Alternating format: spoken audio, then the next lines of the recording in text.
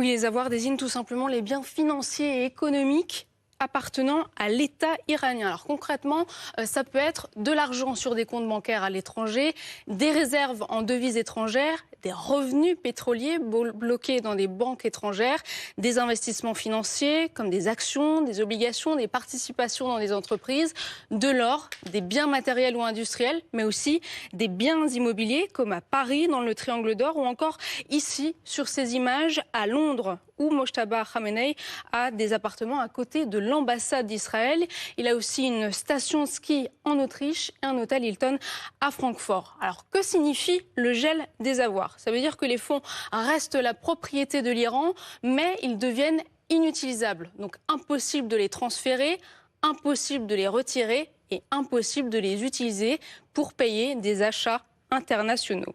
Où sont les avoirs gelés de l'Iran? Donc on sait qu'au total, il y a entre 100 et 120 milliards de dollars d'avoirs iraniens gelés à l'étranger. Donc c'est un quart du PIB iranien.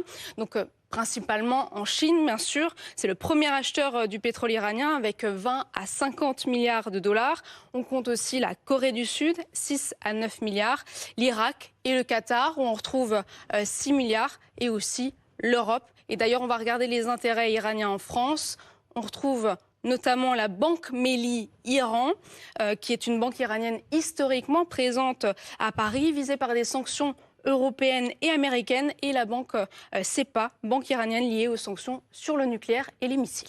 Merci beaucoup Noémie Virapon.